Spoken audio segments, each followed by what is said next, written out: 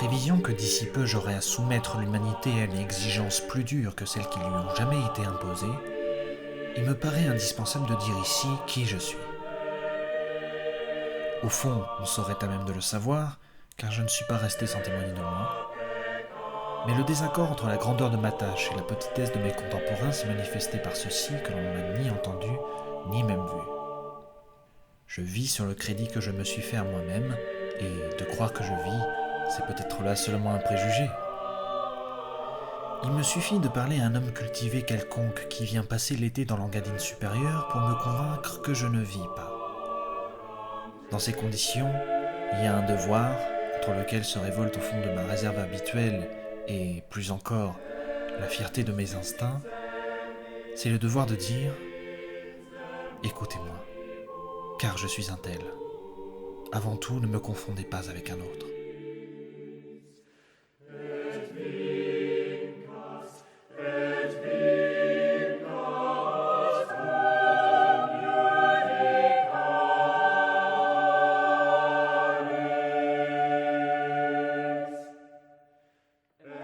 Je ne suis par exemple nullement un croque-mitaine, un monstre moral. Je suis même une nature contraire à cette espèce d'homme que l'on a vénéré jusqu'à présent comme des modèles de vertu. Entre nous soit dit, je crois précisément que cela peut être pour moi un objet de fierté. Je suis un disciple du philosophe Dionysos. Je préférerais encore être considéré comme un satyre que comme un saint. Qu'on lise donc cet ouvrage. Peut-être ai-je réussi à exprimer ce contraste d'une façon sereine et bienveillante. Peut-être qu'en l'écrivant, je n'avais pas d'autre intention. Vouloir rendre l'humanité meilleure, ce serait la dernière chose que je promettrais. Je n'érige pas de nouvelles idoles. Que les anciennes apprennent donc ce qu'il en coûte d'avoir des pieds d'argile.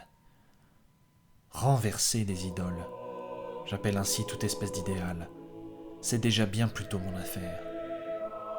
Dans la même mesure où l'on a imaginé par un mensonge le monde idéal, on a enlevé à la réalité sa valeur, sa signification, sa véridicité. Le monde vérité et le monde apparence, traduisez, le monde inventé et la réalité. Le mensonge de l'idéal a été jusqu'à présent la malédiction suspendue au-dessus de la réalité. L'humanité elle-même, à force de se pénétrer de ce mensonge, a été faussée et falsifiée, jusque dans ses instincts les plus profonds, jusqu'à l'adoration des valeurs opposées à celles qui garantissaient le développement, l'avenir, le droit supérieur à l'avenir.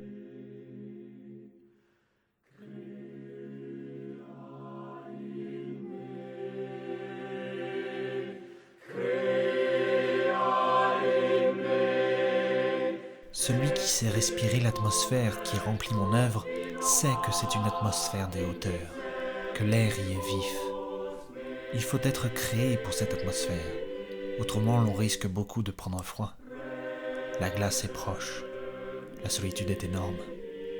Mais voyez avec quelle tranquillité tout repose dans la lumière. Voyez comme l'on respire librement, que des choses on sent au-dessous de soi. La philosophie, telle que je l'ai vécue, telle que je l'ai entendue jusqu'à présent, c'est l'existence volontaire au milieu des glaces et des hautes montagnes. La recherche de tout ce qui est étrange et problématique dans la vie, de tout ce qui, jusqu'à présent, a été mis au banc par la morale. Une longue expérience que je tiens de ce voyage dans tout ce qui est interdit m'a enseigné à regarder, d'une autre façon qu'il pourrait être souhaitable, les causes qui jusqu'à présent ont poussé à moraliser et à idéaliser. L'histoire cachée dans la philosophie, la psychologie des grands noms qui l'ont illustrée se sont révélées à moi. Le degré de vérité que supporte un esprit, la dose de vérité qu'un esprit peut oser, c'est ce qui m'a servi de plus en plus à donner la véritable mesure de la valeur.